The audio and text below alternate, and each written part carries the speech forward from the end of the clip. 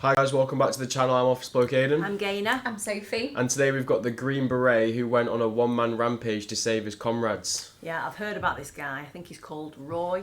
Okay. Benavidez or something. Oh, definitely butchered that. And from what I remember, while they were zipping him up into his body bag, he spat in the doctor's face to let him know that he was still alive. Oh really? Which is just That's absolutely one way amazing. to, yeah.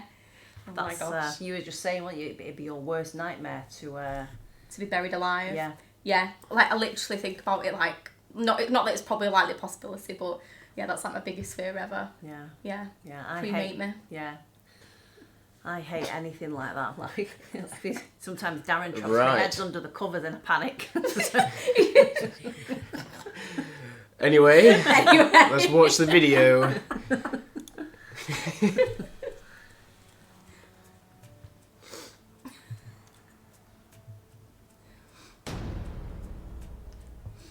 The Green Beret who went on a one-man rampage, Roy Benavidez, the Vietnam War.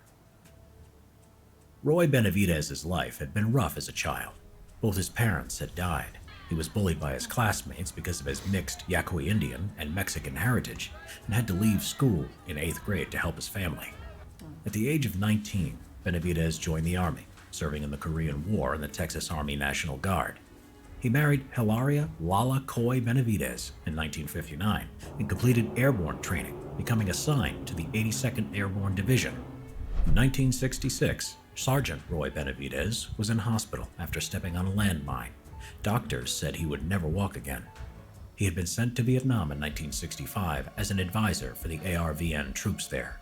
Benavidez was carrying out a classified operation alone to gather evidence that the North Vietnamese troops were posing as Viet Cong.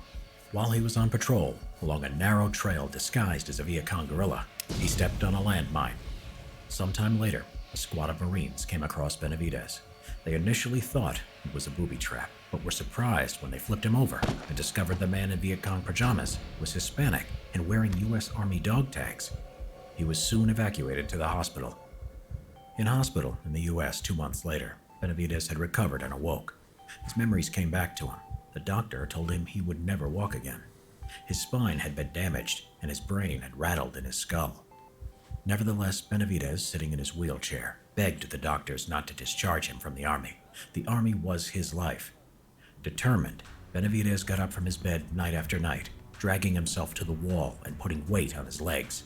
For weeks, he pushed through the pain, going further a distance than before, which surprised the doctors. 6 months later, with his wife Lala's support, Roy Benavidez walked out of the hospital.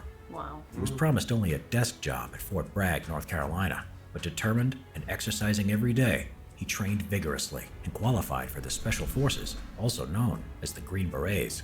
He would be assigned to Detachment B-56, 5th Special Forces Group Airborne, 1st Special Forces. 6 hours in hell. Now it was 1968.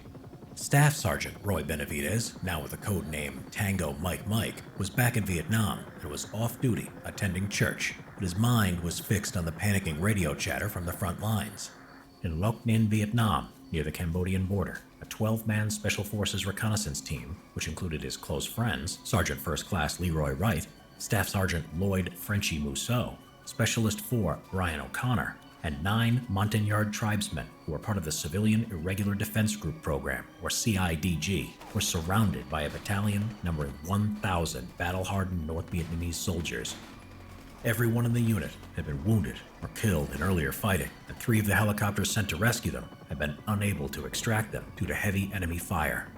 When the helicopters returned, they were riddled with bullets.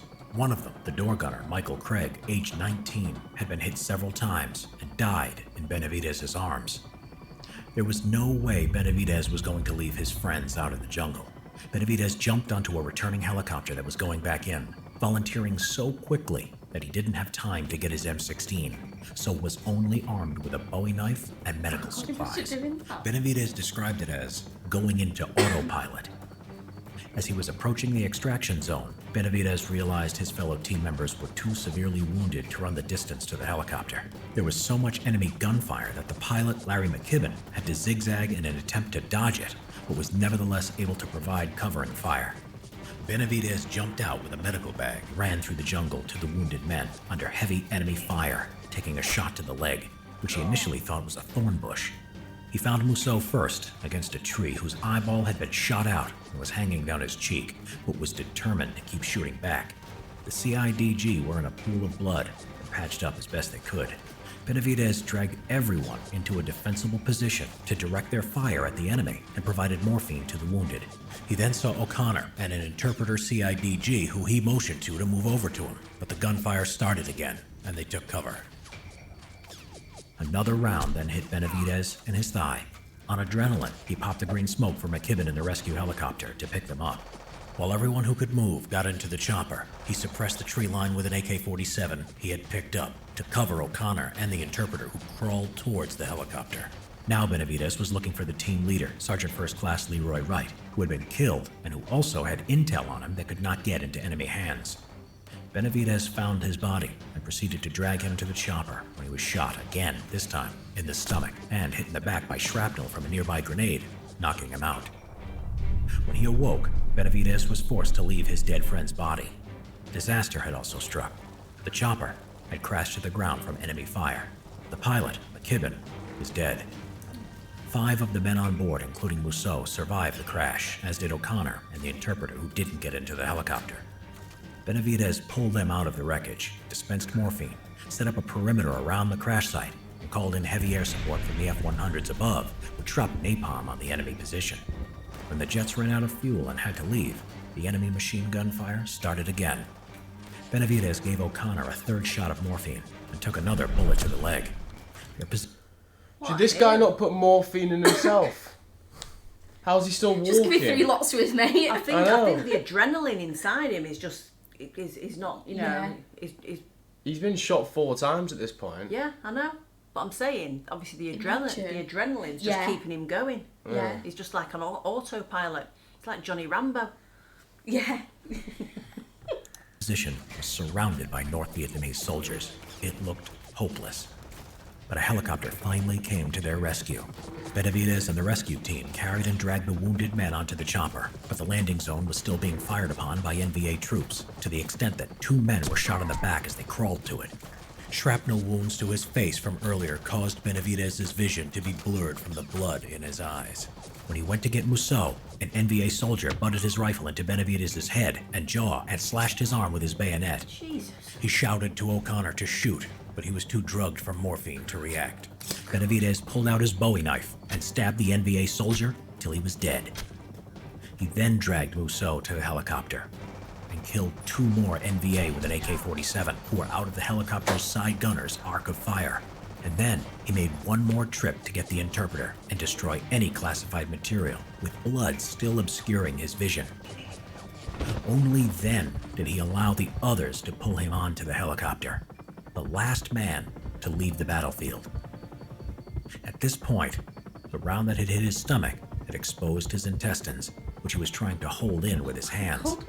The helicopter, badly shot up and with no... This has got to be the most heroic thing I've ever heard in my life. Yeah. How's he holding his intestines in? How is he not dead? Exactly. This is just amazing. I Like want to be God. my dad. No instruments left. Managed to take off.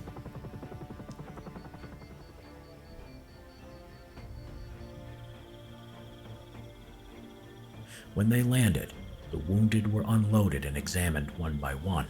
It had turned out that Benavidez had even loaded 3 dead enemy soldiers into the helicopter in case they had classified materials. Wow. They were left to the side, as was Benavidez. He couldn't move or speak because of the broken jaw from the rifle butt. The blood over his eyes had glued them shut, and with 37 bayonet, bullet, and shrapnel wounds all over his body, he looked dead. The medics started placing him in a body bag and started zipping him up when a friend noticed him and said, That's Roy Benavidez."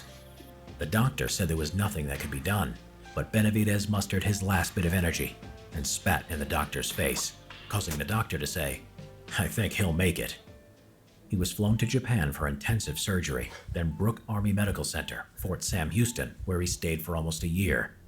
Roy Benavidez had survived 6 hours in hell and saved 8 lives. Benavidez's commander had put him in for the Distinguished Service Cross because the process for awarding a Medal of Honor would take much longer, and he was unsure if Benavidez would live or die before he could have received it. Finally, on February 24, 1981, President Ronald Reagan would present Roy Benavidez the Medal of Honor. Reagan said if the story of his heroism were a movie script, you would not believe it. Benavidez said of his actions, "The real heroes are the ones who gave their lives for their country. I don't like to be called a hero. I just did what I was trained to do." Master Sergeant Roy Benavidez died on November 29, 1998, at the age of 63. Oh, what a lovely guy. That is going above and beyond the line of duty, Yeah. that, isn't So it? I'll be surprised if there isn't a movie about that out already, to be honest. I was going to say there must be a movie. Definitely. It'll be a bloody good If one not, if there there should isn't. be. Yeah. Yeah, Yeah. that's what I'm saying. That's Wow. one hell of a story though, Yeah. isn't it? It's actually a really warming story as well. That's the thing, yeah. You know, it's sad that Yeah. he passed away so young. He was only like in his early 60s, Yeah, but still, yeah. what a man. What he did with his life, it's like it's a life well lived at the Yeah. same time, though, isn't it? I reckon he can call himself a hero though.